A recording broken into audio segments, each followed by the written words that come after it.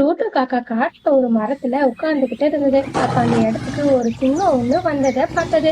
அட, இது என்ன? ஏதோ சிங்கம் நம்ம காட்டுல இருக்கு. இத பத்தி நம்ம காட்டு சிங்கராஜா கிட்ட சொல்லணும் அப்படின்னு டூட்டு காக்காவும் சிங்கராஜாவை பாக்குறதுக்காக போனது. மகாராஜா, நம்ம காட்டுல வேற காட்டு சிங்கம் ஒண்ணு இருக்கு.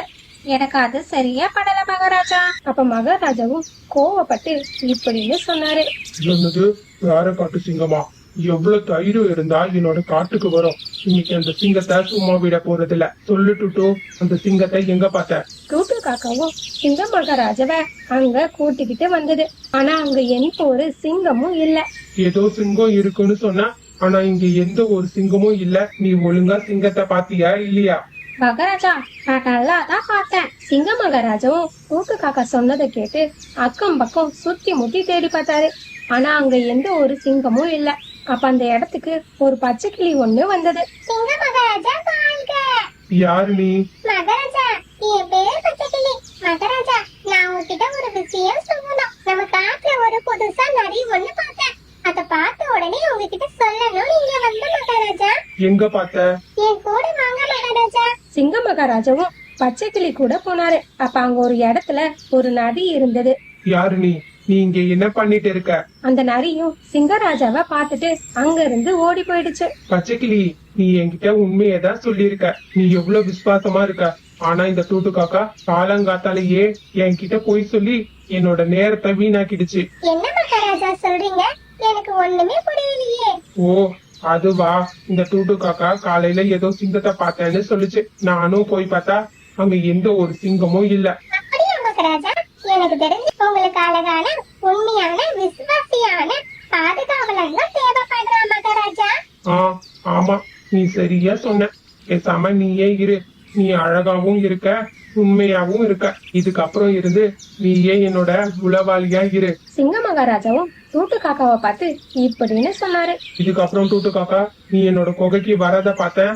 அப்புறம் இந்த காட்டை விட்டு விரட்டி அடிச்சிருவேன். புரிஞ்சுச்சா? பச்சைக்கிளி, இதுக்கப்புறம் நீயே எனக்கு உளவாளியா இரு அப்படின்னு சொல்லிட்டு சிங்க மகாராஜாவும் பச்சை கிளியும் அங்க இருந்து போயிட்டாங்க. டூட்டு காக்காவும் பாவம் அங்க இருந்து அதோட வீட்டுக்கு போனது. டூட்டு காக்காவும் வீட்டுக்கு வெளியே சோகமா உட்கார்ந்துகிட்டு இருந்தது. அப்ப அந்த பக்கமா மீனுக்குருவியும் லூனா பாட்டியும் போயிட்டே இருந்தாங்க. டூட்டு காக்கா சோகமா இருக்கிறத பார்த்துட்டு அந்த இடத்துக்கு போனாங்க. என்ன ஆச்சு டோட்டோ? எதுக்கு சோகமா இருக்க? டூட்டு அண்ணா, இதுக்கு முன்னாடி எப்பவும் மகாராஜாக்கு பொறுப்பா காட்டுல என்ன நடக்குதுன்னு தேவு பார்த்துட்டு இருப்பீங்க. உங்களை எப்பவும் சந்தோஷமா தானே பார்த்துட்டு இருக்கேன். ஆனா இன்னைக்கு என்ன ஆச்சு? எதுக்கு இப்படி சோகமா இருக்கீங்க? அதை ஏன் கேக்குற மீனு? நான் எப்பவும் உண்மையாதான் மகாராஜாக்கு இருப்பேன். நான் இன்னைக்கு ஒரு சிங்கத்தை பார்த்தேன்.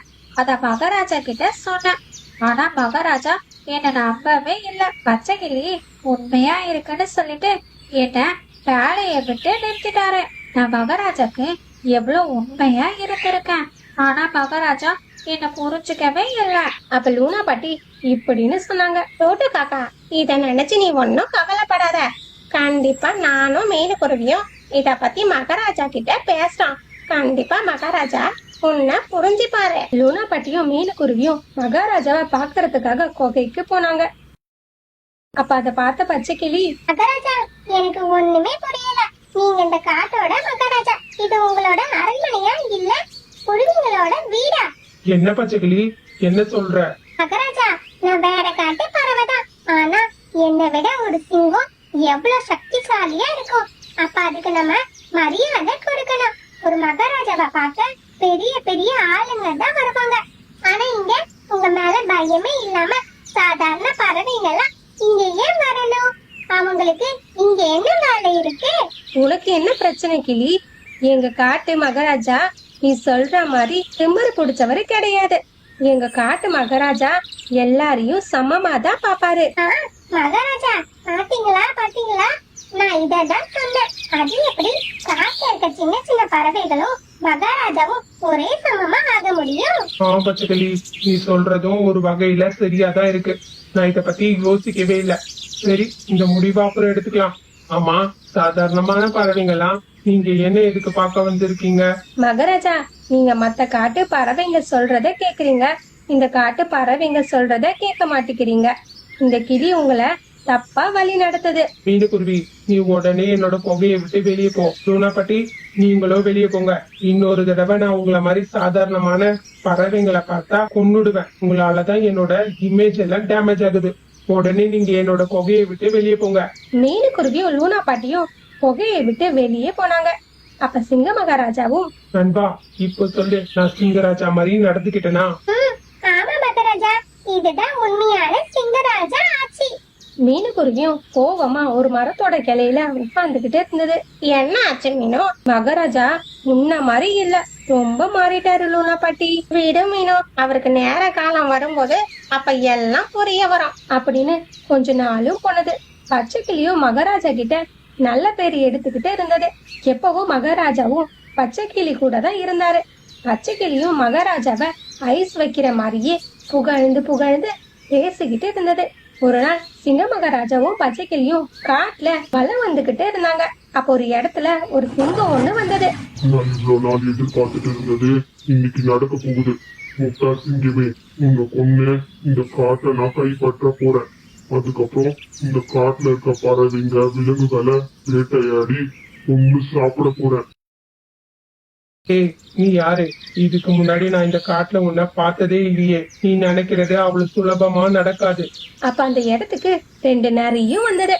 நான் ஒன்னும் சும்மா பேச்சுக்கு சொல்லல. நானும் பல நாளா இந்த காட்டுல நல்லா நோட்ட விட்டுட்டேன். என்னோட பிளான் படி இந்த பொண்ணுட்டா நான் இந்த காட்டுக்கே ராஜா ஆகிடுவேன். நண்பா பச்சைக்கிளி, நான் சொல்றேன், நீ போய் அந்த சிங்கத்தை தாக்கு. அப்பதான் தெரியும் நான் யாருன்னு. பச்சை கிளியும் நரி சிங்கம் எல்லாரையும் பார்த்து பயந்துட்டு சிங்க மகாராஜா கிட்ட இப்படின்னு சொன்னது. ஐயோ மகராஜா, நான் பண்ண மாட்டேன். நான் அந்த சிங்கத்தை கிட்ட மோதுனா அப்புறம் அந்த சிங்கம் என்ன கொன்னுடும்.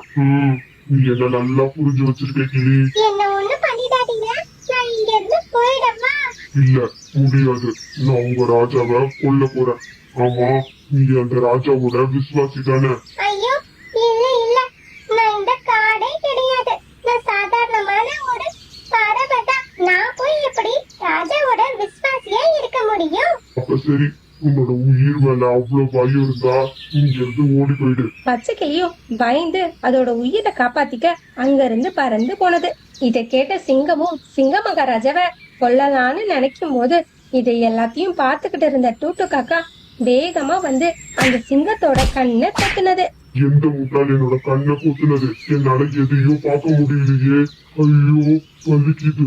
நரிங்களா, நீங்க 2 பேரும் என்ன பண்ணிட்டு இருக்கீங்க? போங்க, அந்த சிங்கத்தை பிடிங்க. அந்த நரிகளும் சிங்கராஜாவை பார்க்கலான்னு இருக்கும்போது திரும்பவும் டூட்டு காக்கா நரிய அடிச்சது. அந்த நரிகளும் டூட்டு காக்காவை பிடிக்கிறதுக்காக பின்னாடியே துரத்திக்கிட்டு போனாங்க. டூட்டு காக்காவும் அந்த நரிகளை காட்டோட ரொம்ப தூரத்துக்கு கூட்டிக்கிட்டு போனது.